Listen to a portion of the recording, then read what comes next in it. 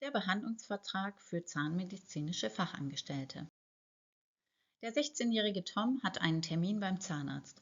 Der entdeckt eine tiefe Karies und empfiehlt ein zahnfarbenes Keramikinlay. Tom stimmt zu und ist mit dem Ergebnis sehr zufrieden. Ein paar Wochen später erhalten seine Eltern die Rechnung für das Keramikinlay. Die sind wütend und wollen die Rechnung nicht bezahlen. Sie rufen in der Praxis an und sagen der ZFA Jiangsu, dass sie vom Zahnarzt nicht gefragt wurden. Sie hätten dieser teuren Behandlung von Tom nicht zugestimmt und werden die Rechnung nicht bezahlen. Haben Toms Eltern recht oder müssen sie bezahlen?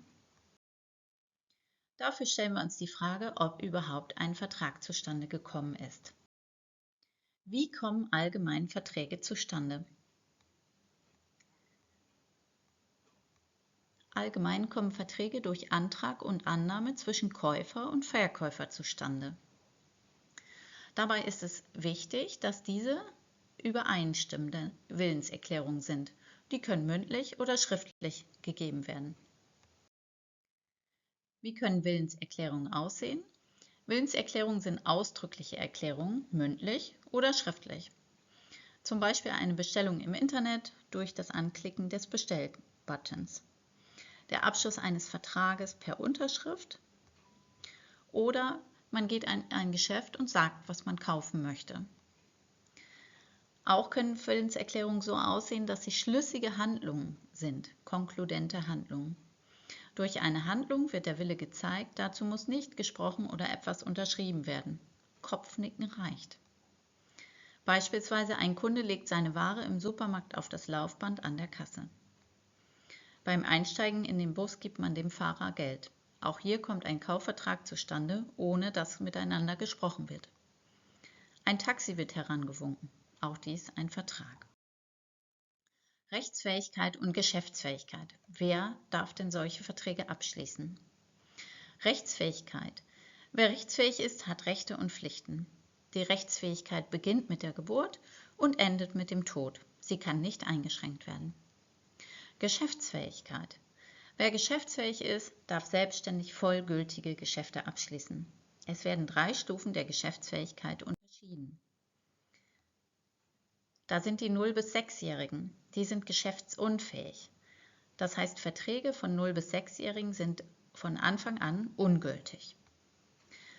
Auch Personen mit einer dauerhaften geistigen Behinderung zählen in diese Kategorie. Sie sind geschäftsunfähig und dürfen keine Verträge abschließen. 7- bis 17-jährige Jugendliche. Verträge sind schwebend unwirksam. Die Verträge werden gültig mit anschließender Zustimmung der gesetzlichen Vertreter. Ausnahme Taschengeldparagraph.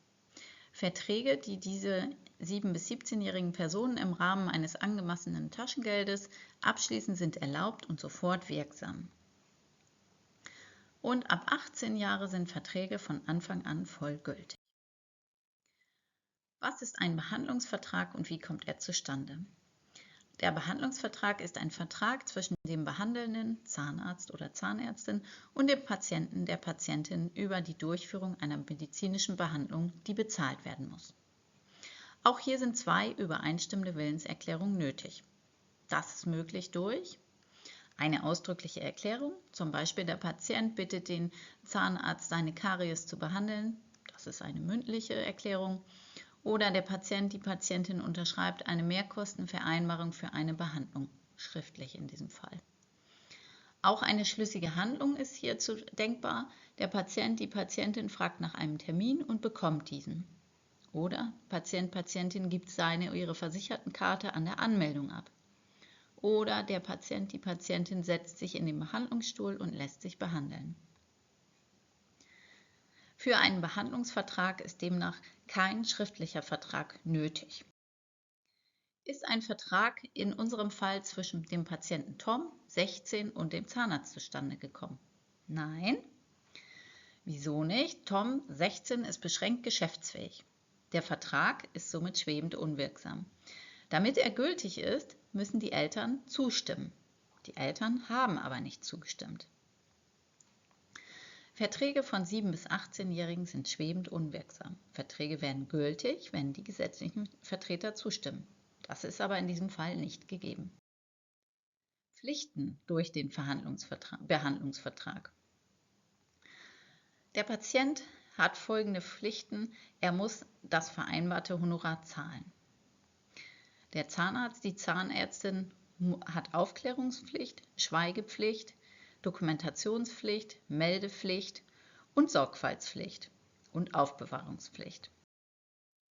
Aufklärungspflicht. Der Zahnarzt, die Zahnärztin ist verpflichtet, den Patienten aufzuklären über die Behandlung, die Kosten, Alternativen und Risiken. Die Aufklärung kann erfolgen im Gespräch mit dem Zahnarzt, der Zahnärztin und der Patientin. Aufklärungsformulare mit Unterschrift dienen dabei der Beweissicherung. Schweigepflicht. Worüber muss geschwiegen werden? Über alles, was wir in der Praxis von den Patienten erfahren. Wer muss schweigen? Der Zahnarzt, die Zahnärztin und jeder, der oder die in der Praxis arbeitet. Wer kann uns von der Schweigepflicht entbinden? Nur der Patient, die Patientin oder deren gesetzlichen Vertreter können uns von der Schweigepflicht entbinden. Dokumentationspflicht. Die Behandlung muss ausführlich, sorgfältig und vollständig dokumentiert werden. Dies erfolgt mittels Karteikarte, Computer und dient als Beweis bei Streitigkeiten, auch als Erinnerungshilfe und zur Planung der weiteren Behandlung und natürlich zur Abrechnung. Meldepflicht. Grundlage ist das Infektionsschutzgesetz. Der Zahnarzt, die Zahnärztin muss bei der Diagnose oder dem Verdacht bestimmter Krankheiten den Patienten, die Patientin beim Gesundheitsamt melden, zum Beispiel bei Masern. Damit soll die Ausbreitung ansteckender Krankheiten verhindert werden. Sorgfaltspflicht. Der Zahnarzt, die Zahnärztin muss den Patienten sorgfältig behandeln. Nach allen Regeln der ärztlichen Heilkunst muss er alles dafür tun, den Patienten, die Patientin gesund zu machen. Aufbewahrungspflicht. Die Dokumentation der Befunde und der Behandlung müssen 10 Jahre aufbewahrt werden. Röntgenaufnahmen minderjähriger Patienten müssen bis zum 28. Lebensjahr der Patienten aufbewahrt werden. Die Frage ist nun, müssen Toms Eltern die Rechnung bezahlen? Nein. Warum nicht? Tom mit seinen 16 ist beschränkt geschäftsfähig. Der Vertrag ist also schwebend unwirksam.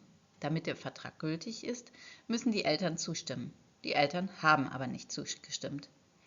Außerdem ist der Zahnarzt seiner Aufklärungspflicht nicht nachgekommen. Er hätte Tom darüber aufklären müssen, was die Behandlung kostet und dass die Zustimmung der Eltern erforderlich ist. Behandlungsverträge können auch beendet werden. Sie können durch den Arzt oder die Ärztin nur bei abgeschlossener Behandlung oder bei fehlendem Vertrauensverhältnis beendet werden. Sie können durch den Patienten, die Patientin jederzeit ohne Angabe von Gründen beendet werden. Dies sind die Quellen, auf die wir uns beziehen.